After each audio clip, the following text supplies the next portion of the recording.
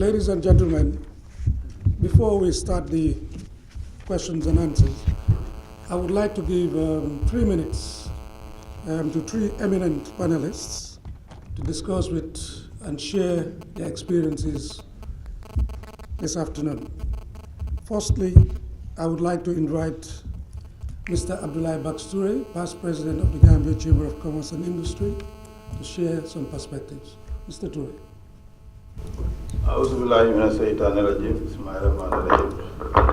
Thank you very much, Mr. CEO, and thank you very much to the organizers for giving us the opportunity to be here.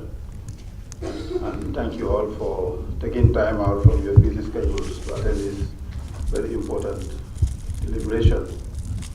As the Honorable Minister pointed out, and as you, CEO, will know, we had at the American Chamber of Commerce coined a phrase called a AAA rating. And we had given that AAA rating to the Honorable Minister Abdul Koli. And AAA to us meant a senior public official at the rank of a minister, director general, or permanent secretary, who was always available, accessible, and affectionate. And we have decided this morning to also give that order of merit to Honorable Benjamin Roberts. Now, we say that deliberately for obvious reasons. And my point of intervention is that there are only, we normally say that there are two things certain in life, that is taxes and debt. But I think what we have come to realize is that, in fact, there are three things that are certain in life: taxes, private sector, and debt. Because sooner or later, by design or by default, all of us will end up in the private sector. And I'm a living example. I did 15 years public service, 15 years private service. I'm now a PPP, I'm public-private partner.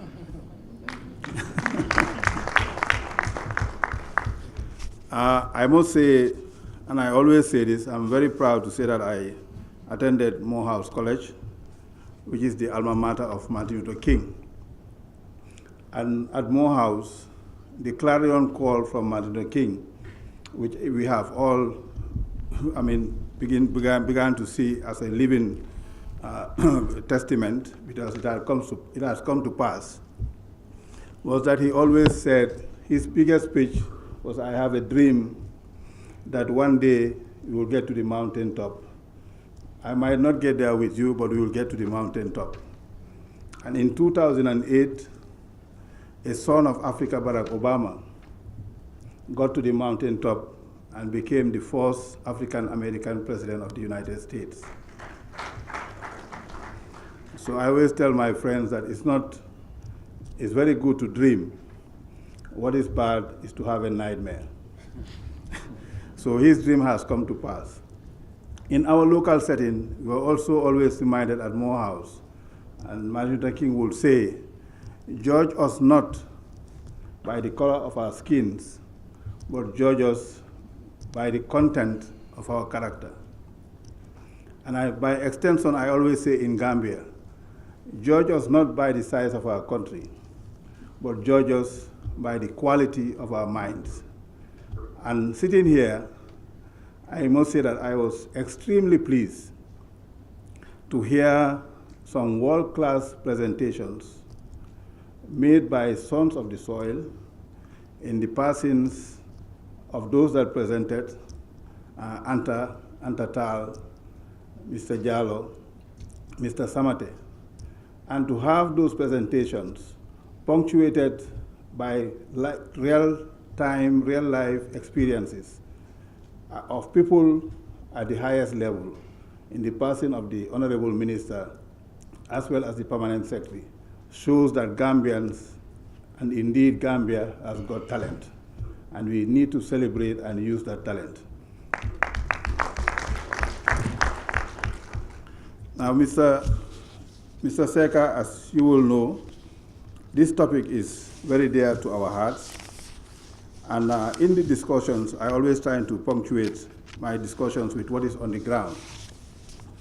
And the organizers have done something which is quite novel. They gave us a paper. And the paper said, don't show your name or your identity, but give us what is my hope and what is my fear out of this. And my good friend, His Excellency, the IMF representative, will recall that we had a meeting some time ago in this very room, and I think it was also organized by GCCI and moderated by Sarata. And I said, from experience, there was no Dubai 15 years ago. And now everybody is talking about Dubai. And Hillary Clinton came to Nigeria, and he addressed the National Assembly in Nigeria. And he said, Africa is too rich to be poor. Africa is too rich to be poor. By extension, with all the brain power that is being exhibited by Gambians, both at home and abroad, I will want to say that Gambia is too talented and too small to be underdeveloped.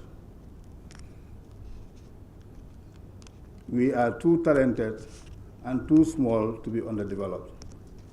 And the reason I say that, Barack Obama also said that the future of this world is not going to depend on God-given resources, but it's going to depend on mind power. And you will recall that in the 70s and 80s, the richest people in the world were the Sultan of Brunei, the King of Saudi Arabia, and their riches were derived from God-given resources, which was oil and diamonds. Now, the richest people in the world are those who have made maximum use of their mind power. It's the Bill Gates, the Steve Jobs, and others. And we are doing a program, Mr. Kamara is on the program, it's called Empretech. And I think we will encourage everybody, a lot of people in this room, at least a few people in this room have attended the program. And it's behavior modification. And it basically says that you have certain competencies in this world that if you follow, you will move from poverty to prosperity. And it's all in the mind. And what is obvious is that regardless of your size, whether you are as big as Mike Tyson or Bombardier, or as small as Sarata Konate, the size of your brain is only 2 kilos. So that's why when you open your computer, you have two icons. One says minimize, and the other says maximize. And in saying so, I was also going to pose a question.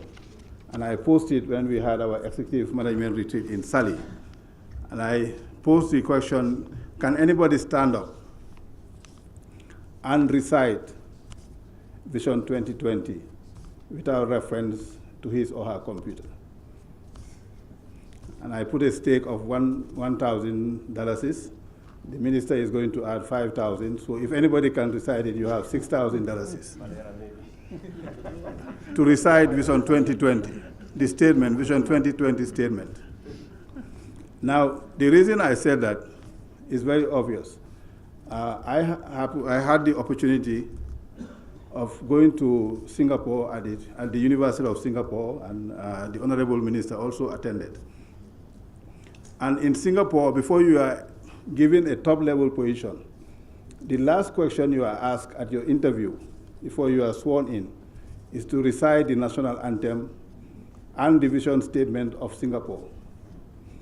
And a very prominent person lost his ministerial position because he couldn't read, or he did not commit to memory the national vision statement of Singapore. Now, the point I'm making is that the national vision statement, I don't even know it offhand, says No, you just looked at it now, so you are disqualified. You are disqualified. You are a banker, you are disqualified. And the National Vision Statement says to transform the Gambia into a financial center, a tourist paradise, a export-oriented agricultural manufacturing nation, thriving on a vibrant private sector, sustained by a well-educated, trained, balanced manpower, and all the rest of it. Now, this is our vision. Now, when I was asked to come and be a panelist on this program, and the PPP, and again, I want to emphasize that this young group did a magnificent job. It's world class. I said, what does the Gambia need? And I just circulated, as I was doing the research, I need to recognize 3 young people in this room, because I have a passion for looking at talent. And what I say is, everybody has talent. Why? Because with the 6 billion people in the world, there is no human being that has the same fingerprint as you do. So you have talent. Talent plus opportunity equals prosperity. Talent minus opportunity equals poverty. Very simple. So I have a passion for looking for talent, and I have 3 young ladies that did my presentation for me. They came in and said, Mr. Toure, we graduated, one of them graduated from McGill University, which is a top university in Canada. She's been in the Gambia for 6 months without a job. The other just graduated from University of the Gambia. She was going pillar to post, no job. One of them, Sohna Toure, is here. She also interned with us. Now she is secretary to PSC.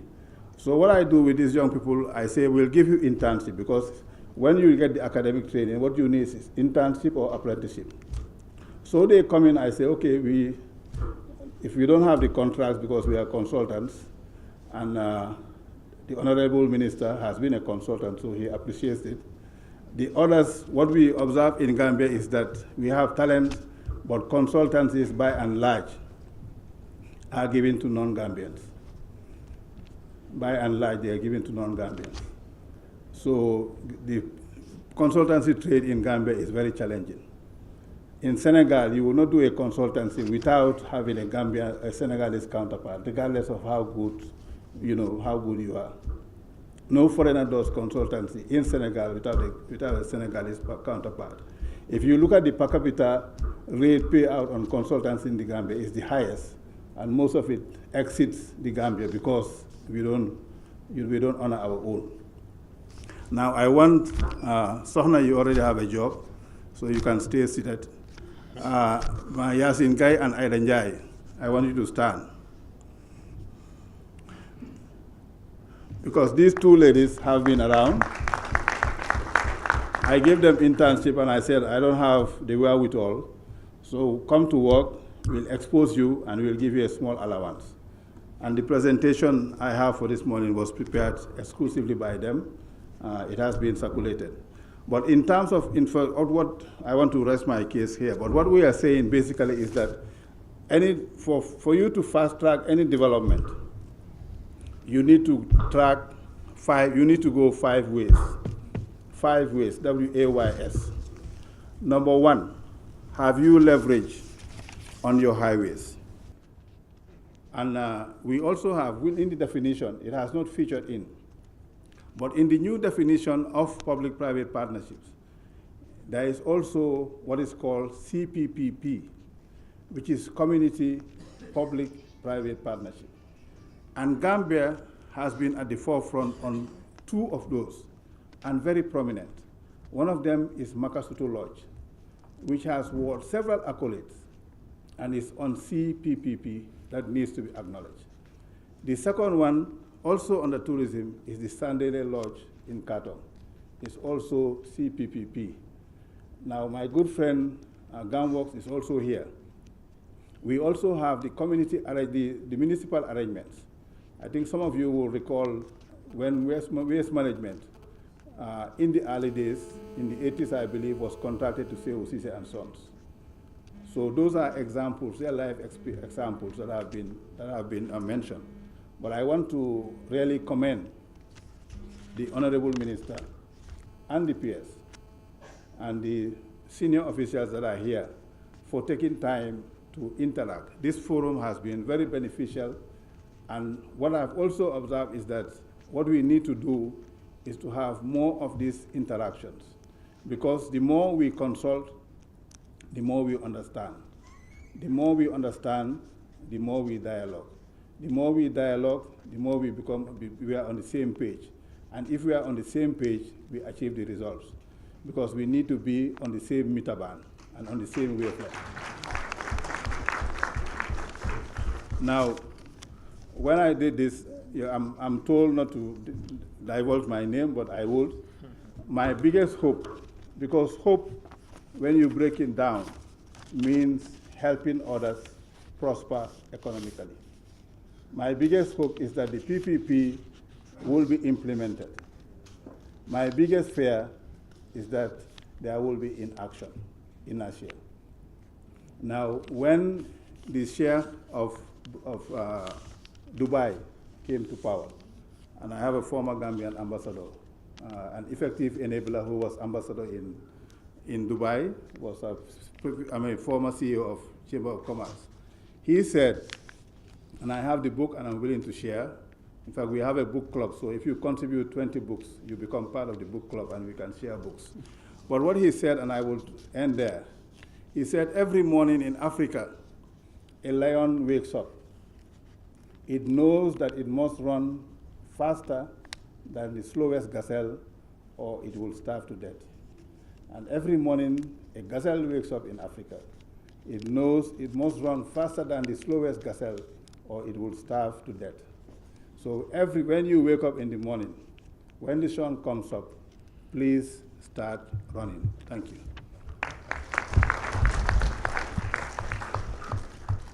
Thank you very much, Dr. Sheikh Professor Abdoulaye Baxter. Let's give him one more round of applause, please.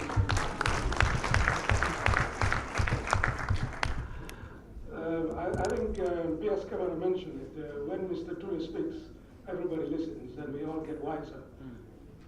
It is now my pleasure to give a few minutes to Mr. Fadera from the Department, or should I say the Ministry of Planning. Thank you very much, CEO. Good afternoon, distinguished ladies and gentlemen.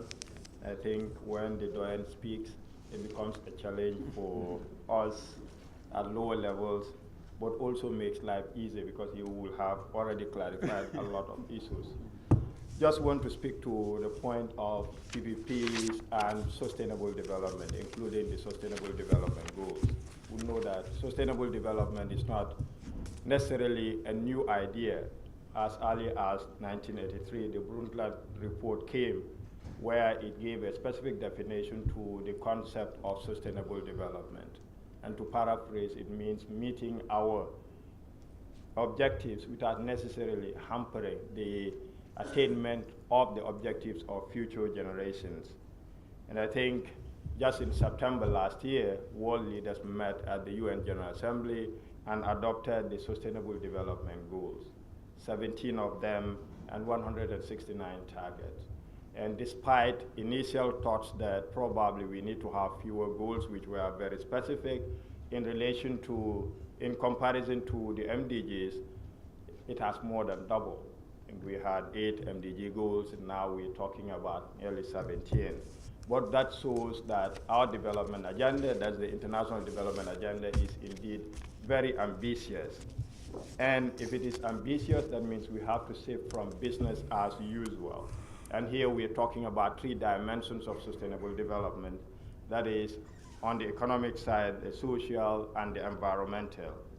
And here, the amount of resources that are really required is immense and colossal.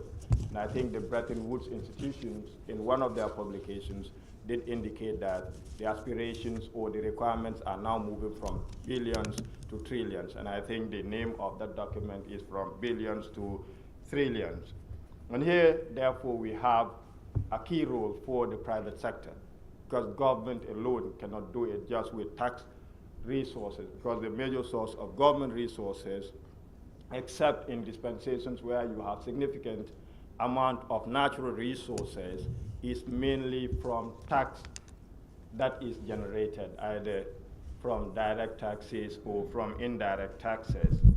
And here, when we look at the role of the private sector, for me, it just goes beyond being a source of what? Being a source of finance for sustainable development. But it also includes, most importantly, being a source of technology, capacity, and innovation.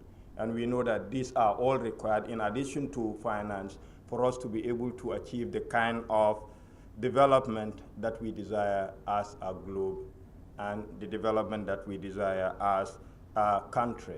Now, I think the role of the private sector and other stakeholders has been amply recognized at the the Financing for Development conference that has been held in Addis in July 2015.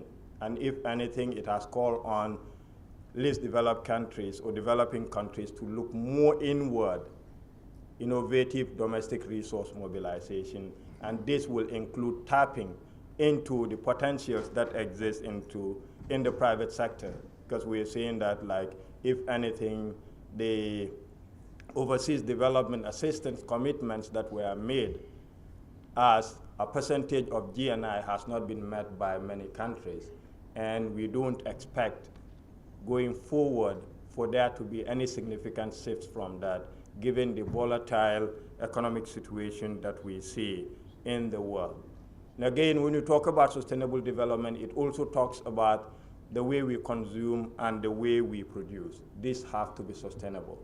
And here again, the private sector is what? Is very, very important. Let's say in the Gambia, when we talk about the way we produce energy, I think if we are going to have sustainable ways of producing energy, we really must have access to technology, and we must shift from business as usual. Probably we should look at ways and means of bringing in renewables into the energy grid. And I know with support from some of our development partners, namely the UNDP, the Gambia has produced a strategy on sustainable energy for all. And here we would, of course, need the collaboration of the private sector for us to be able to further expand access to electricity for the kind of development that we require.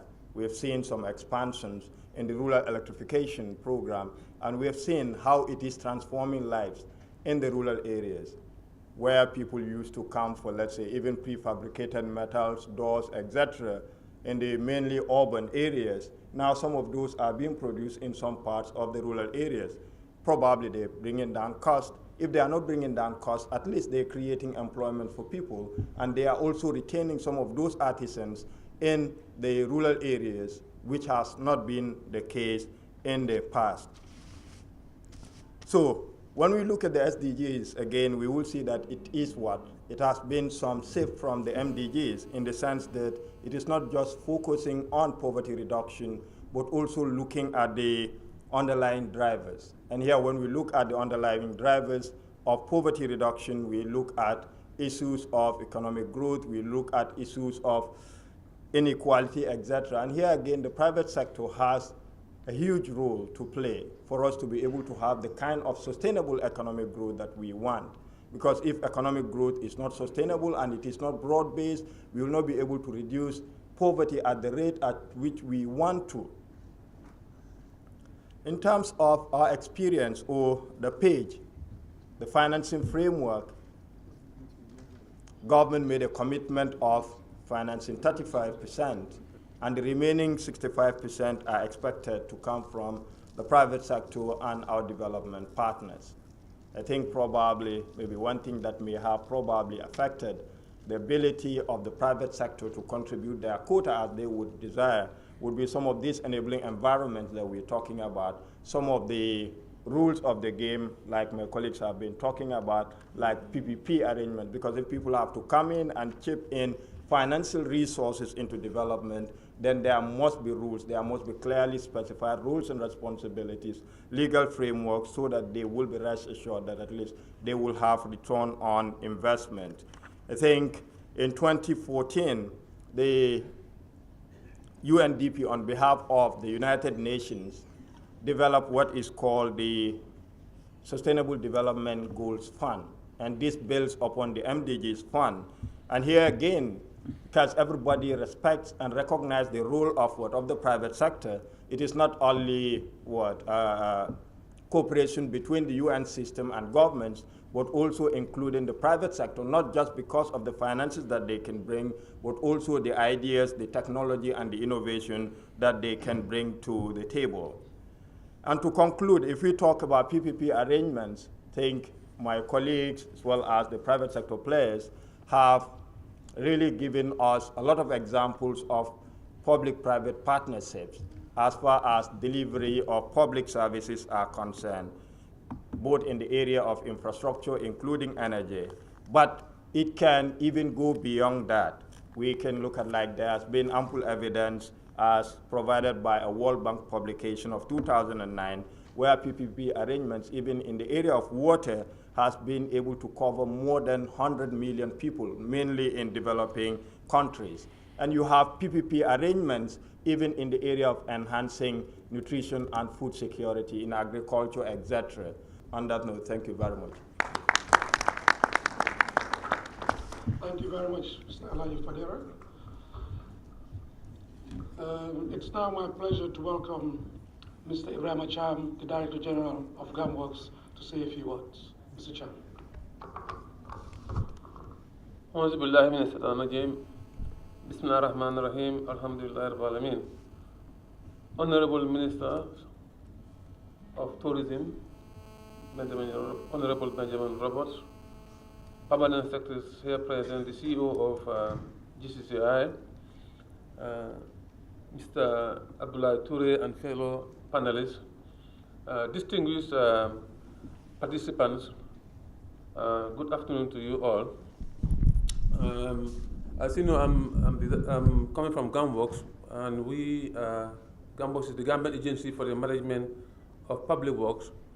And over the last 21 years, actually, we have been involved in the implementation of very important development projects on behalf of the government of the Gambia and the development partners, especially in the area of infrastructure and civil works.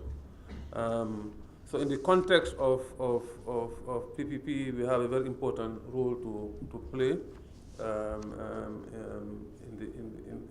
in the future.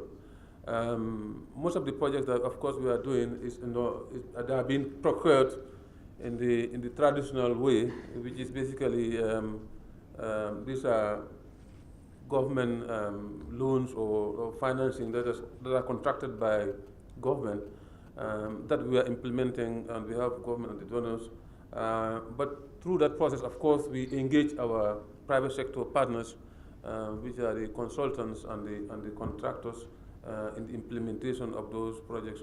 So over the years, of course, GAMWorks have developed a certain expertise in the management of infrastructure projects, and that kind of management expertise, of course, can be transferred also in the management of PPP kind of projects.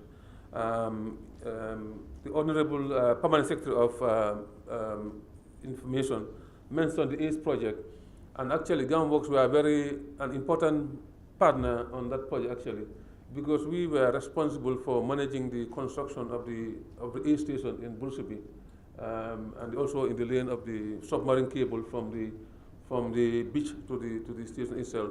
So we played quite an important part on that particular PPP arrangement, and I think that kind of participation, I think we can continue to play that role in PPP.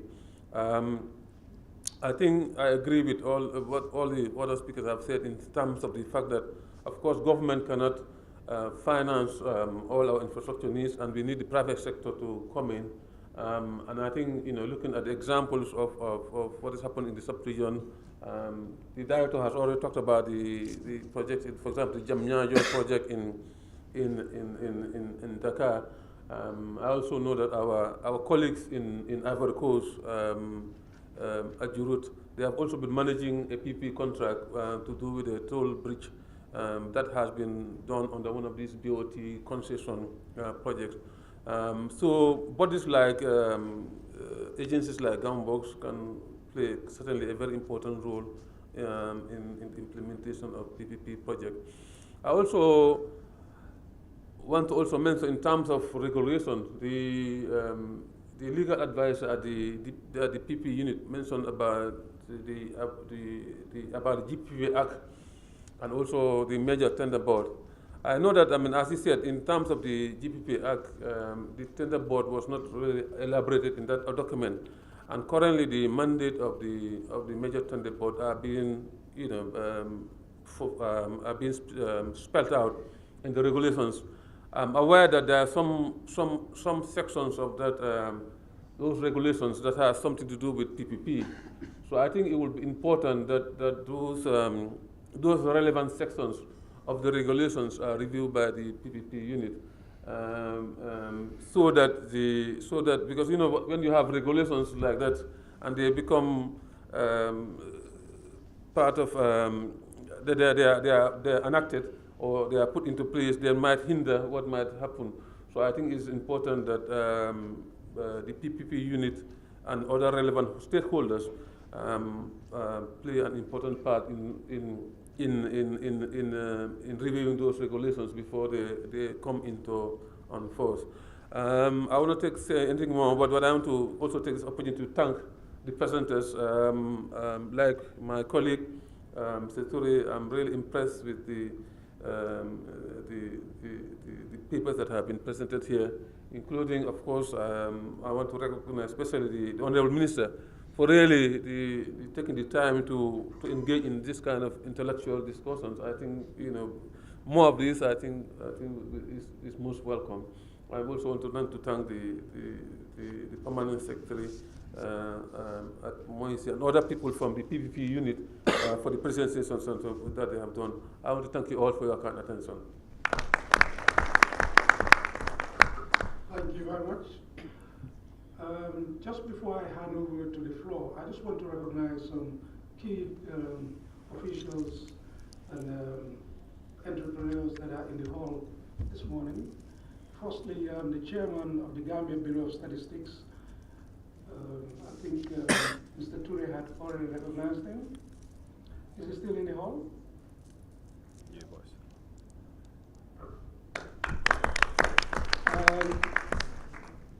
Whilst he might have come from banking, he's also made quite a name in the international civil service. And even though he's retired, he's not tired. So he continues to serve in the Gambia. Thank you very much. Okay. I would also like to recognize the representative from the U.S. Embassy in the Gambia. Mr. Malik Jen was in the house. GRA, the Gambia Ports Authority, and of course to welcome especially the new Director of Investment, Promotion and Facilitation at GAIPA, Mr. Moudlamin Sow.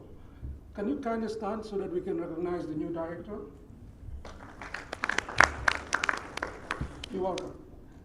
Also, particularly my own Acting Permanent Secretary from the Department of Trade, Industry and Employment, Mrs. Fatim Njai. Indeed, of course, my former colleague and GCCI CEO, Mr. Keva Njai, His Excellency, former Ambassador. Together with many entrepreneurs and officials that are here with us all morning. It is now my pleasure to open the floor, and I would kindly ask that you briefly introduce yourself and give us a short remark, and I'll invite the panelists to respond. I'll give the first opportunity to my friend, the IMF representative, Gaston, please. Thank you. My name is Gaston Patsue, and I'm the IMF representative in Gambia. Mine will not be a question, it's just some few comments and to emphasize the point. The first point will be that all the presentation here showed that development is not all about financing, it's about first ideas. And financing is part of idea, how to mobilize the financing in order to put the idea into practice.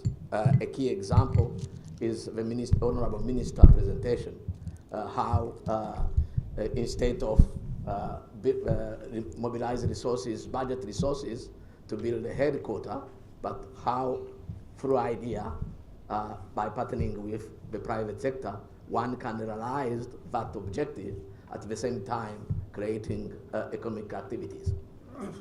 That's one. Two, PPP, and there is a recognition here that the government cannot do all. That recognition is very key in development. If government were to do everything, then development will be delayed. To accelerate, it needed to partner with all stakeholders. And the Honorable Minister representing an institution that on daily basis engage you on your budget constraint and the tension that are happening to it, what I can do is just encouraging that this mechanism are accelerated. It's very key, it's very important to build this framework and to start doing actually the real work. A third is to highlight some key point, key word related to the PPP. Here we are mentioning, and I'm glad that this it's the concern, the key concern is public services, public good. There is another key word is risk sharing. The other is value for money. We are talking about providing public services or public good, which means the responsibility of the state, how can that be delivered while accelerating mechanism, while sharing the risk with the private sector. And by public good, normally is either good that are non-rivalry, that you can consume, but at the same time, another consumer can also consume without finishing it. That's one. Second, and usually there are some externality related to them. And the third, they are capital intensive and they require a lot of resources. Therefore, reason why their provision is sometimes delayed, and this combination building mechanism where the risks are shared with the private sector is a way to go. Talking about risk sharing, usually our participation as IMF is how to evaluate the fiscal risks related to PPP. On one hand, yes, it's public delivery of public good.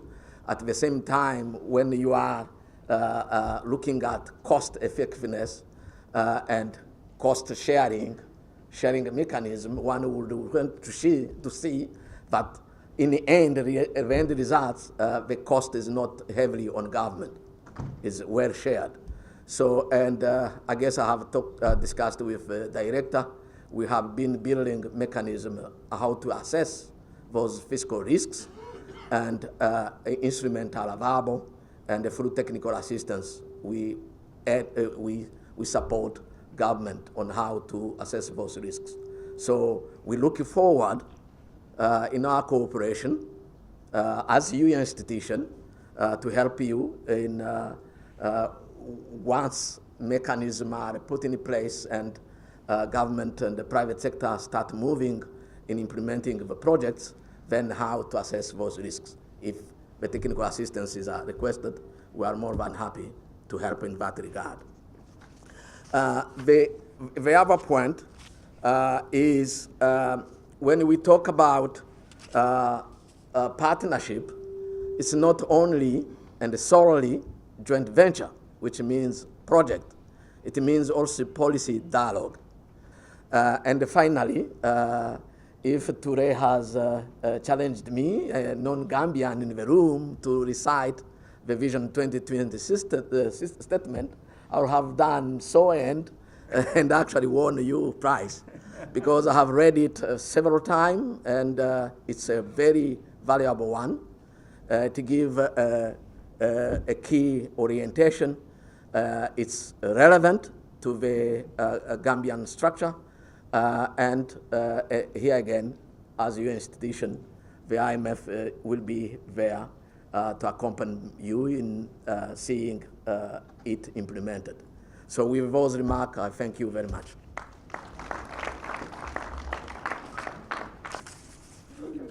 Mr. Banjo, EIF, you have the floor. Thank you very much, Mr. Chairman.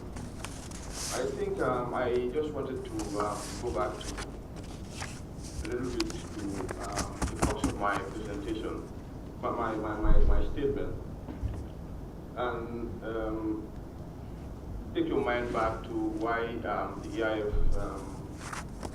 made an intervention to provide this kind of forum. And when I listen to all the presentations, I think they are very valid in the context of PPP, especially the conventional approach to PPPs. But I wanted to take you back to some of the things and the reasons why we funded this kind of dialogue. And want to take you back to what I would call the market-oriented investment approach to PPP, which contributes greatly to poverty reduction. And I think they call it the Dutch diamond approach, which is very, very key in the Dutch cooperation intervention to development. I was very, very happy when I was making reference to some of the sustainable development goals, which kind of touch greatly on these issues.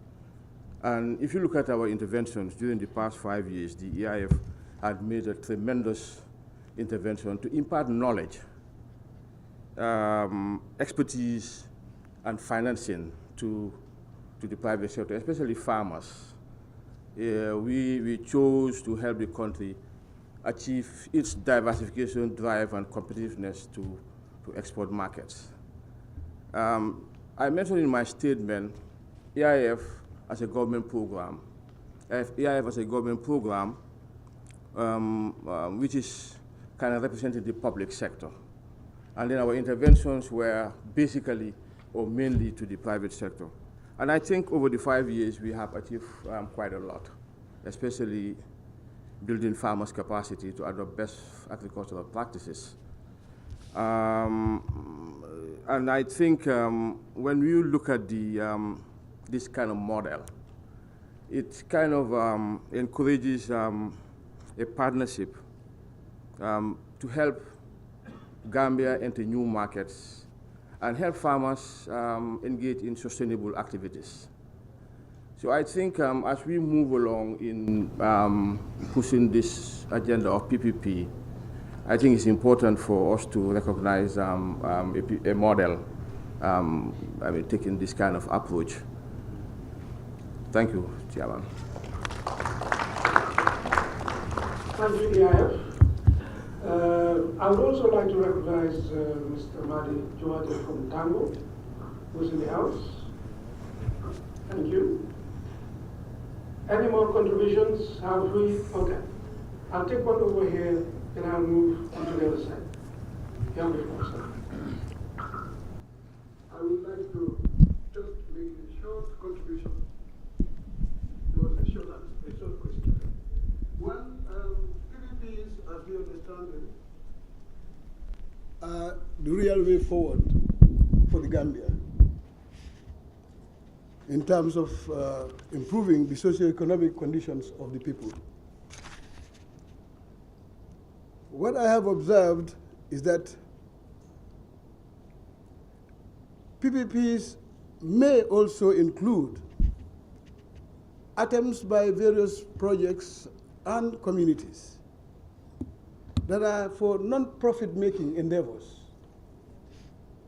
such as when you consider the concept of rural water supply and the arrangements that are being made to establish those boreholes within the communities, which improve livelihood in many ways by providing quality water supply, quality water to the communities.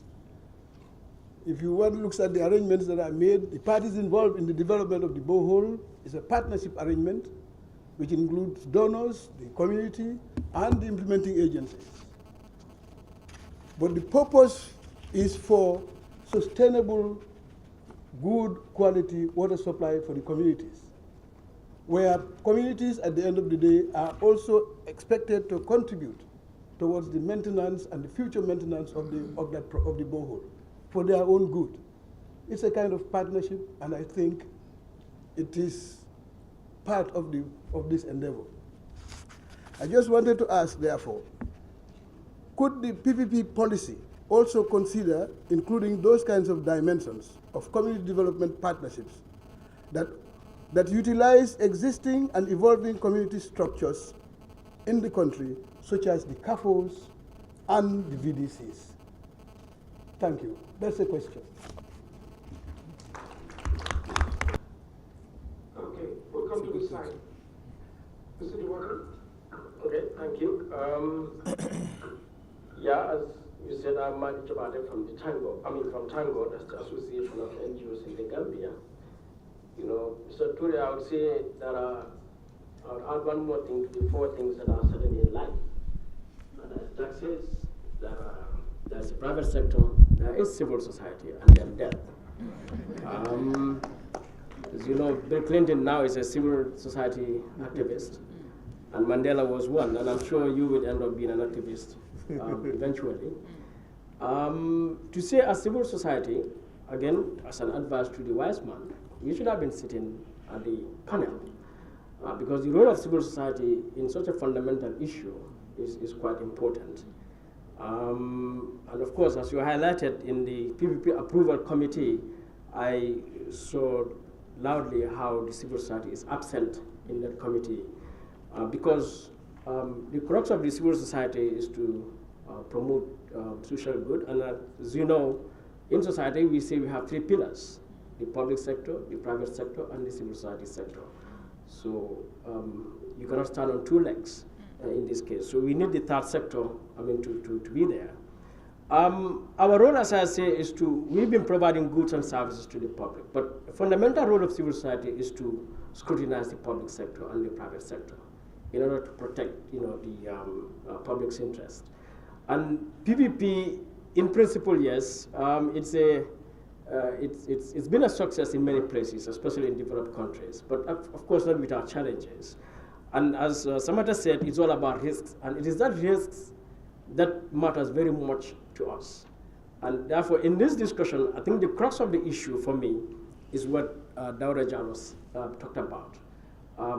So that one wonders why we are talking about the policy and the guidelines, yet without having the law in place. Life revolves around law. So it is very fundamental that we have the law in place to address those risks that everyone is talking about, and particularly to also look at the fact that in developing countries, weak institutions, weak technical capacity, and other factors, relating to the overall political commitment, are such that we definitely need to have laws in place to forestall these risks that may come. Because these risks, you can either eliminate them or limit them, and if they persist, if they exist, we see how to mitigate them. So as civil society, we are concerned. Whilst we welcome in principle, as you said, it's a win-win case, we also know it can be lose-win or win-lose or lose-lose. So we are very much concerned about public-private partnership. That is one, to make sure that potential for public project, PPP projects to cost government, because that potential is there for us to government more than if government were to undertake its own effort to provide social goods and services or to create infrastructure.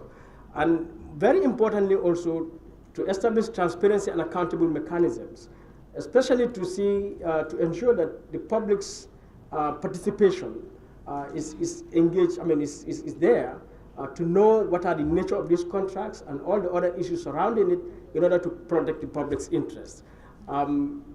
Sahel gave some success stories, and we know in discussions with our civil society colleagues in Cameroon that there are serious challenges in the electricity sector, to the point that in September 2014, the company has been bought by a British company because of failure, and so these factors are there that we need to bear in mind. So essentially, as far as civil society we are concerned, I mean, we need to look at the particular circumstances of the Gambia, to look at what capacity exists institutionally, legally, for us to undertake this, and what levels of political commitment are required. Thank you. If you just allow me, we will respond to a couple of the questions asked so far, and then we will revert to the floor. Mr. Samatek, Mr. Gajibo from the KMC asked whether social or community PPPs should not also be included in regulation. Thank you, Chairman, CEO, Chamber of Commerce. Mr. Jaju, thank you for your intervention. We've listened well. Gajigo. Mr. Gajigo, sorry to say Jaju. We've listened well and we've taken note. But if you read the policy document, it does say that sector-specific policies could be developed on a need basis. So we've taken note of that. I think Uncle Bax also raised a question, so I just, do I deal with all of them now? Yes. Okay, before you move on, he also talked about regulation of CAFOs and VDCs. Do you also want to comment on that? No, I think again, the sector policy will determine the way forward, and that is yet to come. Okay. So I don't think that will be something that Okay, thank you. You want to answer the next point by Mr. Ture? I think, I'm sorry, everyone is hungry, and then everyone also needs to pray. It's time for prayer. So, but quickly, on the PPP committee, Uncle Bax is our mentor for most of us, shall I say, the young Gambians, and he has been showing us the way.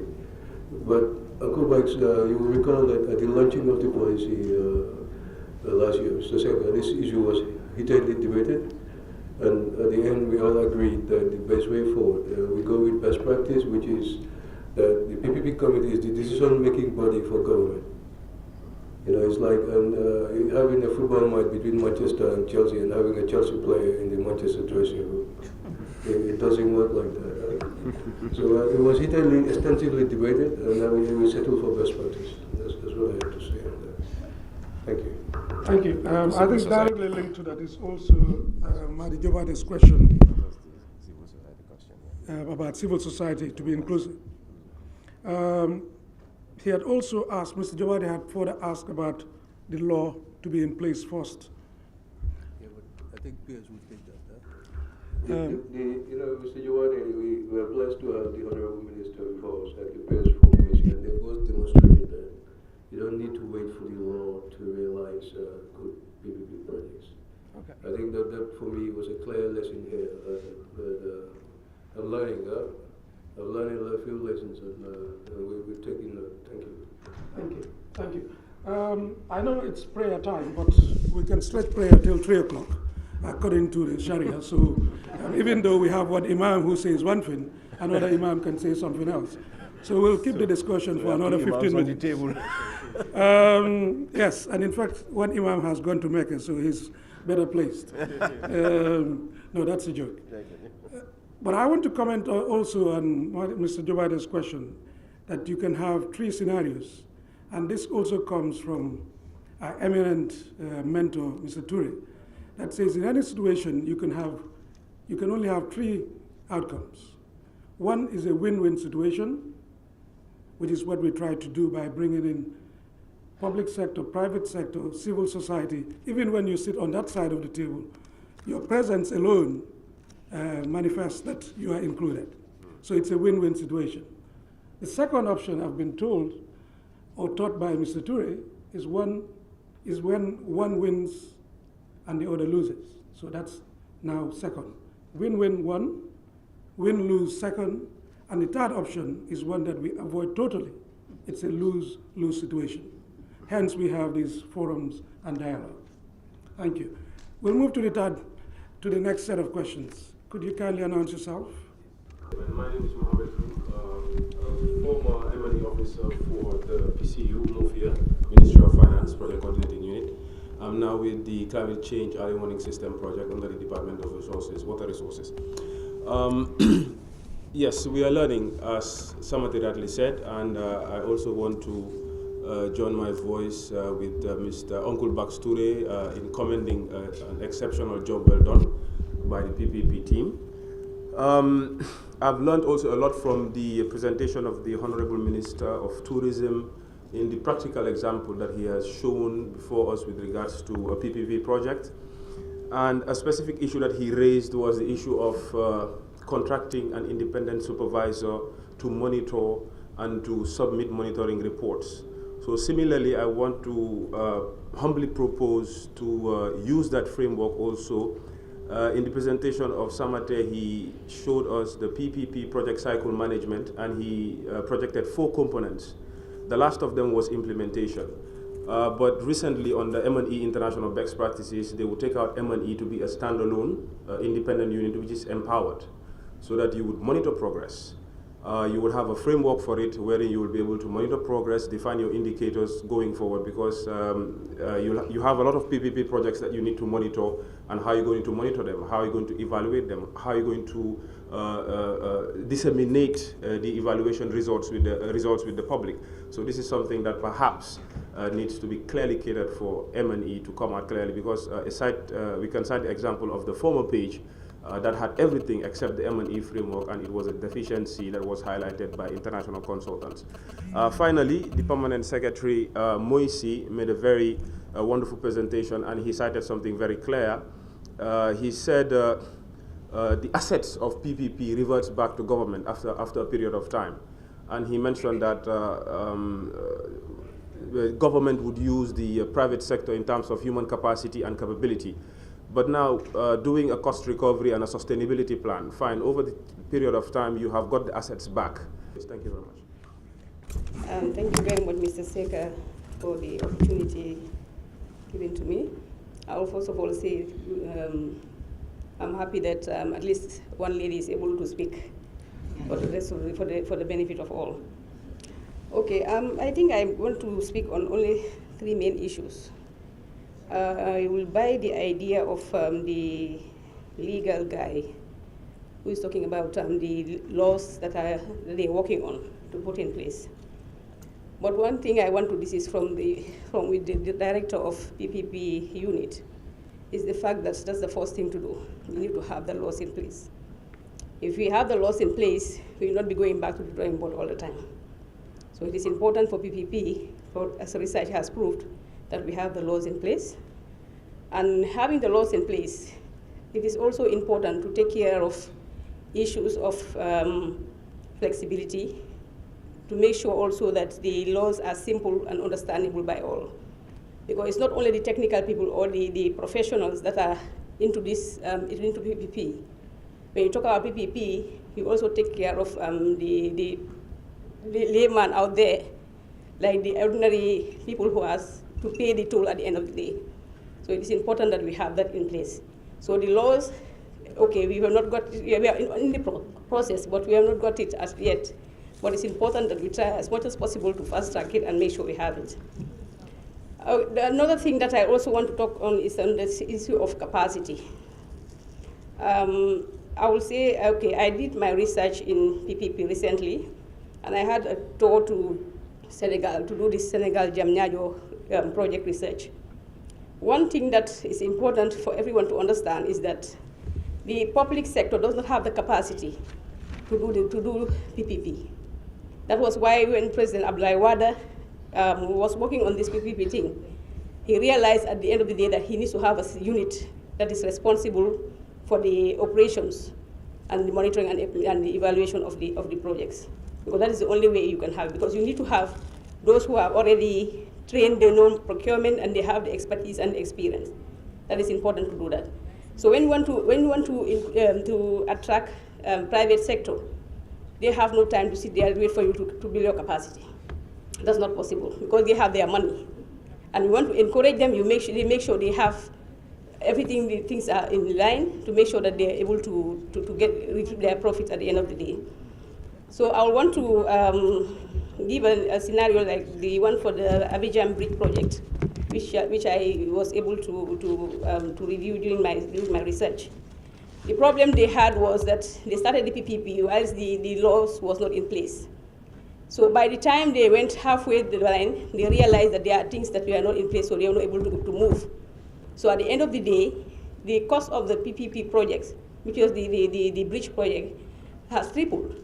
And then most of the buyers, most of the private sector had moved away, or they decided to get out of the deal at the end of the day. So it cost more money and more time for the government. So it was not profitable at the end of the day.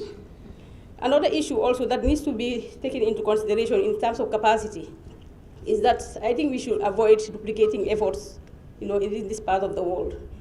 We have institutions. I'm not trying to market for the likes of Gambos and so on and so forth. But the issue is, you have, you have institutions like the Africa TIP. They have the agencies of public works, agencies, executing agencies. And these are in 16 countries all over Africa. And some of these institutions are already into PPP.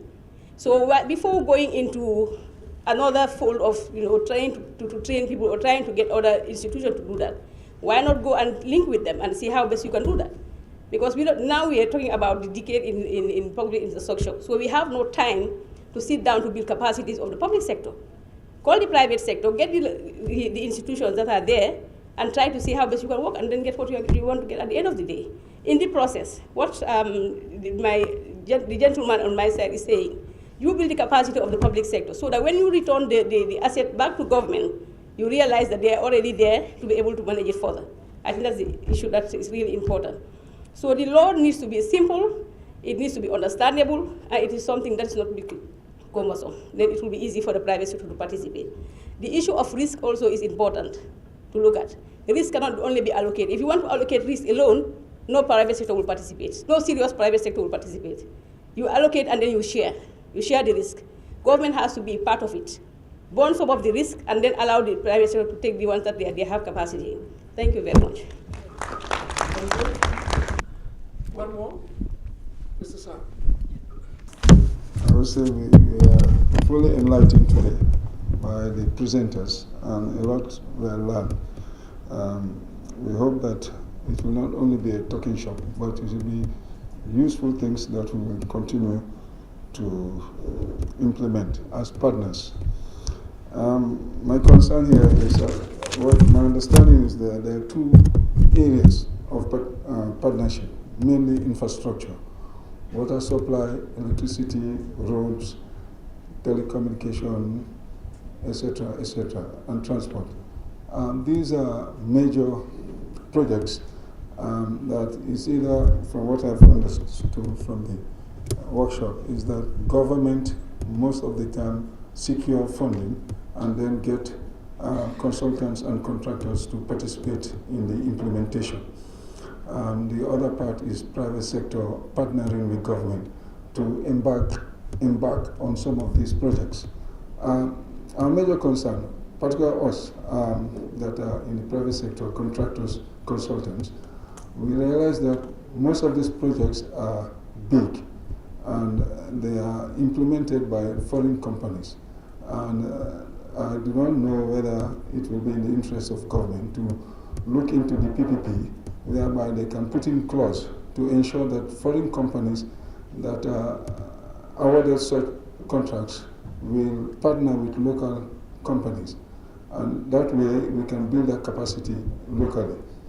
The other aspect, the Director General GAMWORKS has highlighted some of the projects they implement. Some of these projects, if possible, can be packaged and given to GAMWORKS for implementation. That way, local organizations can have the opportunity to participate. The other concern is on the private investment. My concern here, if a private investor wants to participate on any given project, the process, how long does it take?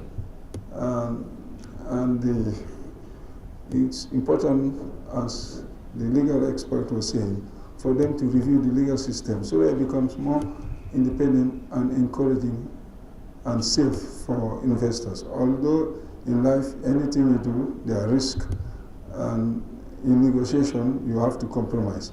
You cannot get it all in your own way. There must be like win-win. Those are my concerns. Thank you very much. I think that will be the final contribution from the board. I will now invite the Foreign Secretary to respond to a number of these questions. Thank you, Mr. Chairman. First of all, I'll address the question regarding capacity put forward by Mr. Loom. I just want to assure you that I may not speak for all contracts, but so far, the PPP contracts that have been done by government, which I'm aware of, there's always an element of knowledge transfer.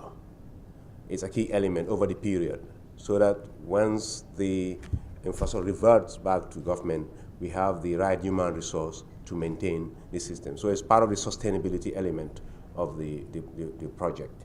And what we also make sure there is always a midterm review to really look at some of the shortcomings we may have, experience, so that they are addressed. So these are flexibilities that are inbuilt in the contracts. When it comes to the law, I just want to clarify that providing a law, there is a process. And initially, there is policies that set the pace for laws. You just don't have laws in isolation. This is why you have a PPP policy first. And that policy will pave the way for the laws to be provided. And for the laws to come also, there is a process you have to go through. And to go through those processes may take a year or two. So do we have to say that the opportunities are available now? We just have to wait until the law is in place to do it? No, I don't think so. There is an agreement that governs, and I mentioned that there are best practices, internal best practices you can do. And any serious investor would ensure that their interest is safeguarded through those agreements.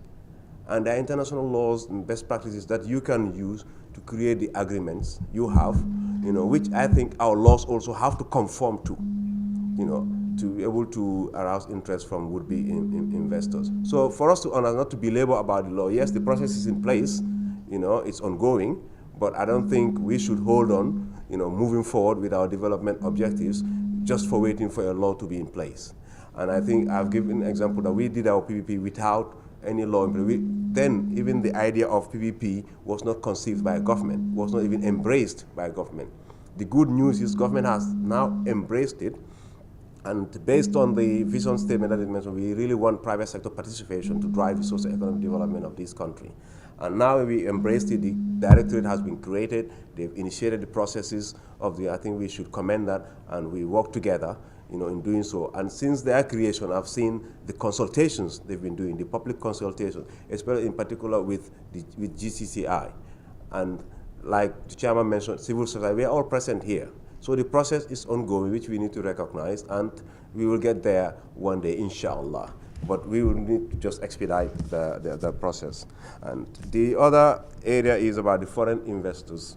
I think when he did his previous, this is one area we should not be very restrictive if you want to invite serious investors. Because this, as I said, these investments are capital intensive. It's a lot of money. And according to best practices, these are not the things that are happening. Yes, you can encourage partnership with local, companies. That maybe the investor may be interested to partner with local companies. We can encourage that. So that's what I want to add. Thank you. Thank you. And I think that was one of the major concerns, even in terms of selling this thing that we have entered into to the level of the board of directors. And that was why we had to engage the services of a legal counsel. And one of the headaches, if I may put it that way, was really, when partners negotiate, everybody wants the best for yourself. And I think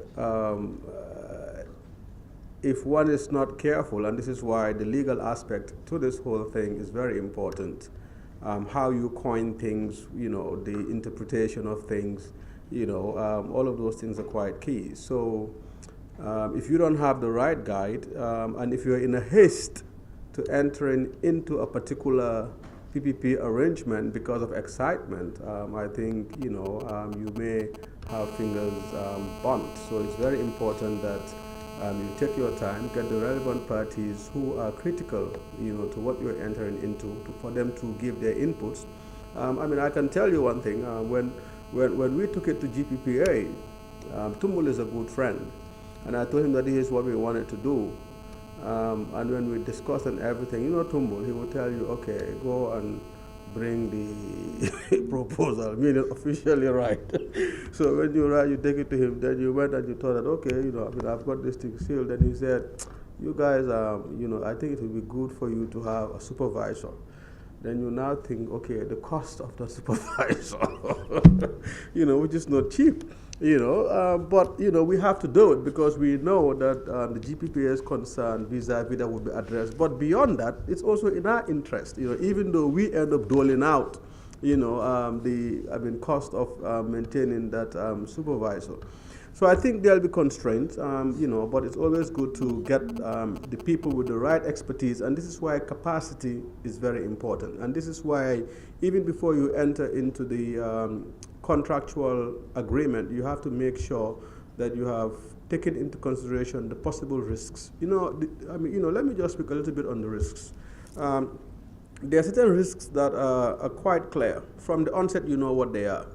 But there are some risks that you would only be aware of when you begin, once you enter in the contract and implementation starts and management begins. So in terms of the contract, there has to be a caveat vis-a-vis those eventualities if they ever become an eventuality. Thanks. Thank you. Distinguished ladies and gentlemen, I believe I sit before your lunch. And since it's already 3 o'clock, and one imam has reminded me that we should also pray, it's now my pleasure, first of all, to announce that the questionnaires that you've been handed over, that you've kindly filled, can be left at your desk and will be collected by the team here this afternoon. That's number one. Second, housekeeping is that we've had a lot of interesting presentations, practical case studies, which we can apply directly in the Gambia, particularly in the energy sector and the Gambia Ports Authority perhaps. We encourage the public officials to look into these, to learn from those lessons available. They're not going to be perfect, as the Honorable Minister just highlighted, or the PS. Like in Cameroon, perhaps a new investor had to come in to help buy out the original investor. But it is still a success in the sense that it has doubled capacity and has doubled investment, likewise employment. So we'll continue to build on where it's possible to improve and learn lessons as well that we can hopefully then leapfrog in our own experience and case. Finally, it's to say that lunch is being served, but we thank you very much for your effective participation and very interactive section. And we hope this is just one of the several that we will have. In fact, we've already had several. That will be a continuation of the interactions that we will have. Finally, I understand certain presentations will be emailed, so I trust you've all signed on the sign sheets with your emails so that they can share the presentations. But please, both the PPP, the ministries, and the government overall, together with the GCCI, will remain available for feedback and continuous dialogue so that we continue the process. On that note, we wish you a pleasant afternoon and thank you once again. Bye-bye.